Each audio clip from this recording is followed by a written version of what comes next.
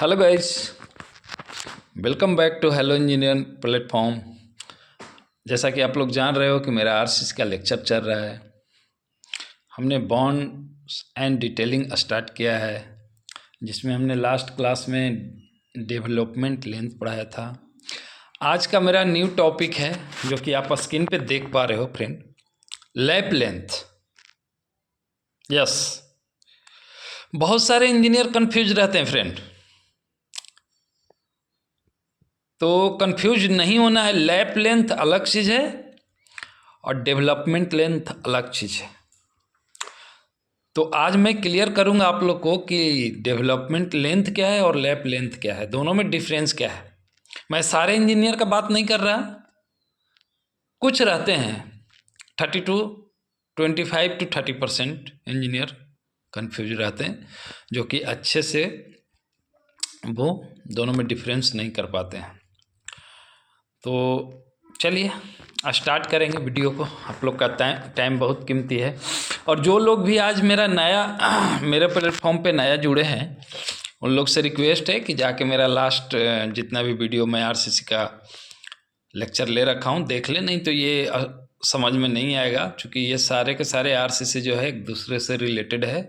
हर chapter जो है एक दूसरे पे डिपेंडेंट है। ओके, अब हम स्टार्ट करेंगे आज का अपना वीडियो। चलिए, तो जैसा कि आप देख रहे हो लैप लेंथ, तो लैप लेंथ कहते किसको है, डिफिनेशन पहले देखेंगे। सबसे पहले तो डिफिनेशन ही है। अब आइए lap length, the lap length is defined as the length. यहाँ तक पढ़ना है, उसके बाद थोड़ा रुकना है। अब इतना दूर में हमने क्या समझा कि lap length is a length. Lap length एक लेंथ है क्या, प्रोवाइडेड टू ओवरलैप। यस, इस चीज को थोड़ा पकड़ना है फ्रेंड, थोड़ा सा। Overlap to reinforcement. यस, यहाँ पे मेन चीज फ्रेंड जो है, मैं अब आपको एक अलग से मैं दिखाता हूँ एग्जाम्पल लेके। ये देखिए क्या कह रहा है कि लैप लेंथ जो है एक लेंथ है जो टू रेनफोर्समेंट को, सॉरी थोड़ा सा, ऐसा देखिए आप लोग कंफ्यूज नहीं होना है, देखना है। हाँ, फिर हम चलेंगे उस पे, चलेंगे हम डिफिनेशन पे। ये देखिए,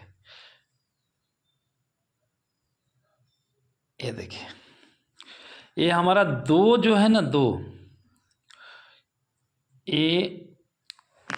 एक सेकेंड, थोड़ा सा गलत हो गया, एक सेकेंड। ये हमारा एक और एक दो, ये जो ओवरलैप जो है ना फ्रेंड, ये ओवरलैप पोर्शन, एक सरिया इधर से जा रहा है और एक सरिया इधर से जा रहा है। तो ये सरिया यहाँ खत्म हो रहा है, नीचे वाला सरिया यहाँ खत्म हो रहा है। तो ये जो नेक्स्ट जो सरिया है हम यहाँ से नहीं जोड़ेंगे, कुछ ये जो हमारा जो सरिया पहले नीचे वाला है ना, उसका कुछ पोर्शन से जोड़ेंगे हम लोग। जैसे यहाँ से, ये मैं अलग अलग बना देता हूँ। एक नीचे वाला ये सरिया जा रहा था और ये अभी हमको जोड़ना है, तो यहाँ से बस यहाँ से जोड़ेंगे। तो ये एक सरिया ऊपर वाला है, ये नीचे वाला है, ये वाला। तो ये जो है ना, ये वाला, ये इसी को हम लोग लैप लेंथ बोलते हैं फ्रेंड। ओके, एक लेंथ है जो कि एक दूसरे पे ओवरलैप रहता है। ओके, अब हम आगे बढ़ेंगे। इसमें हमने दिखा दिया, अब हम आगे बढ़ेंगे। तो क्या कह रहा है कि ओवरलैप टू रेनफोर्समेंट, जो कि जैसा कि अभी हमने दिखाया एग्जांपल में आप लोग को, in order to safely transfer. Yes, इसको याद रखना है, safely transfer load from one bar to another bar. Yes, अब देखिए फ्रेंड, अब एक एग्जांपल लेते हैं, एग्जांपल से आप लोग को समझाएंगे हम। अब ये देखिए, हमारा डिफिनेशन कह रहा है कि लैप लेंथ एक लेंथ है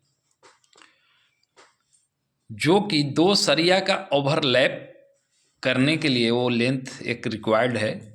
अभी कितना लेंथ रिक्वायर्ड है वो तो हम आगे देखेंगे, लेकिन एक लेंथ है जो कि दो सरिया का ओवरलैपिंग के लिए वो लिया जाता है।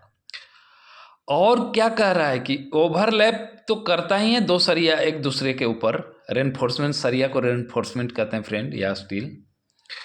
और कह रहा है कि और safely transfer the load from one bar to another bar. Okay, अभी देख रहे होंगे फिगर से आप लोग फ्रेंड समझ गए होंगे कि मैंने एक जो है सेक्शन काटा है कहीं से,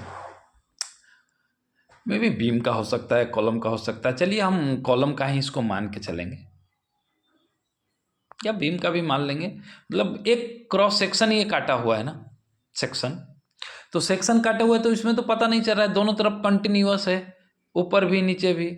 या फिर इसको आप ऐसे देखोगे तो बीम नज़र आएगा, अगर ऐसे देखोगे इसको, अगर ऐसा देखोगे तो ये लग रहा होगा कॉलम का सेक्शन है।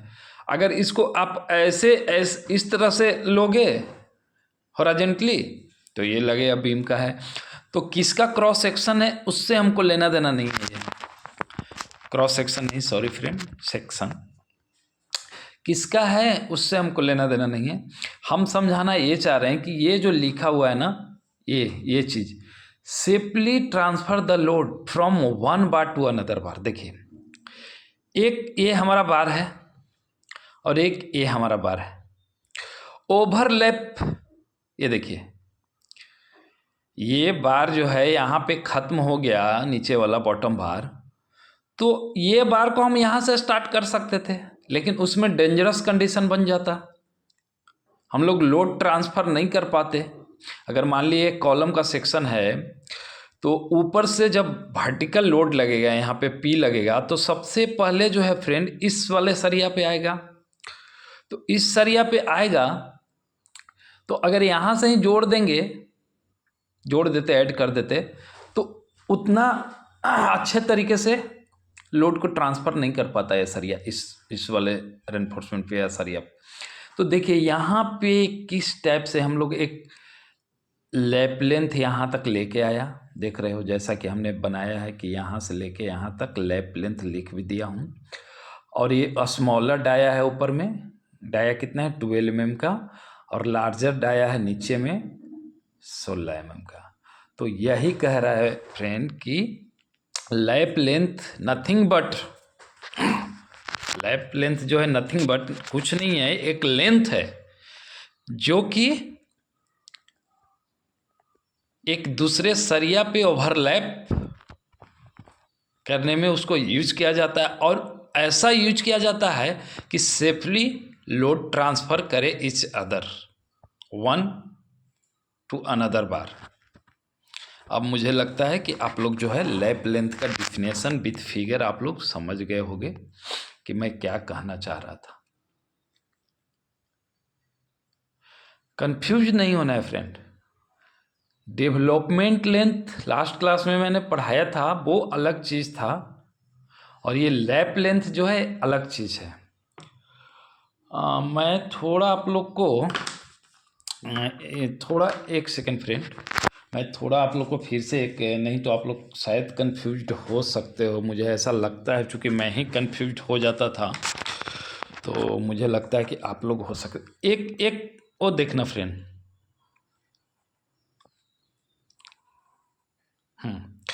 मैंने एक कॉलम बनाया था ना फ्रेंड कल, कॉलम का एक सेक्शन में क्या क्या था, ये देखिए, ये सीधा नहीं हुआ, आप समझिए, एक कॉलम है।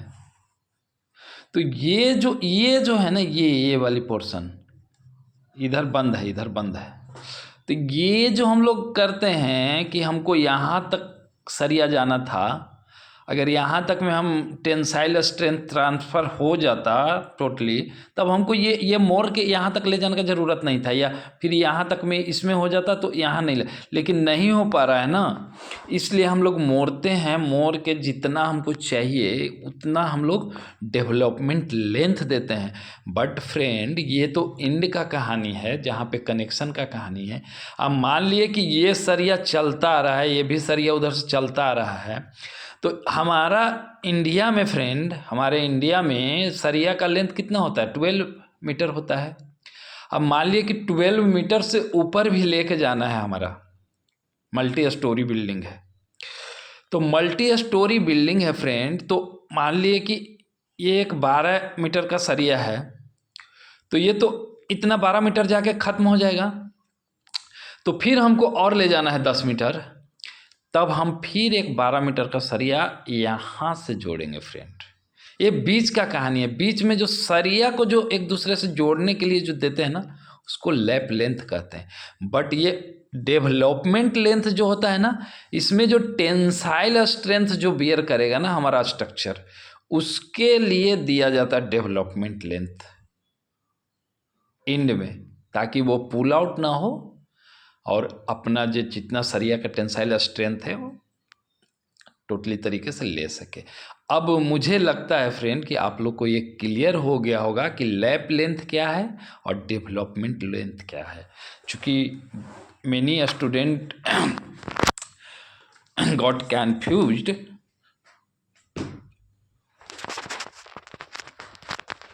In case of lap length और डेवलपमेंट लेंथ, तो मुझे लगता है आप लोग का कन्फ्यूजन दूर हो गया होगा कि लैप लेंथ क्या है और डेवलपमेंट लेंथ क्या है। ओके फ्रेंड, अब मैं आगे बढ़ूंगा आप लोग का लैप लेंथ के साथ में। ये आप लोग समझ गए ना, ये लैप लेंथ है। ओके, अब आइए आगे, अब हम चलेंगे। देखिए अब क्या कहता है लैप लेंथ फॉर, देखिए लैप लेंथ जो होता है फ्रेंड, अलग अलग कंडीशन में अलग अलग होता है। जैसे हमने पढ़ाया था ना फ्रेंड, वहाँ पे सिंगली रेनफोर्स सेक्शन में मैंने पढ़ाया था फ्रेंड कि जब हमारे सरिया के ऊपर, जब हमारे बीम के ऊपर, एक फिगर भी बनाया था मैं कि जब हमारे बीम के ऊपर कोई लोड दिया जाता है फ्रेंड, तो टॉप फाइबर जो है कंप्रेशन में जाता है, बॉटम फाइबर जो है टेंशन में जाता है। ये हमने पढ़ाया था ना, वो पढ़ा रखा हूँ मैं। एक सेकंड फ्रेंड, मैं देखता हूँ एग्जाम्पल लोग कहीं हो तो मैं आप लोग को दिखा पाऊँ। और शायद वो एग्जाम्पल दिख नहीं रहा है, कहाँ पे कौन सा क्लास में पढ़ाया था मैं, ध्यान में नहीं आया। ठीक है, ओके, मैं समझा देता हूँ। अगर वो नहीं मिल रहा है तो चलिए मैं खुद से ही समझा देता हूँ। अभी ये क्या है फ्रेंड, ये मान लीजिए कि ये एक बीम है, बीम सिंपली सपोर्टेड बीम है।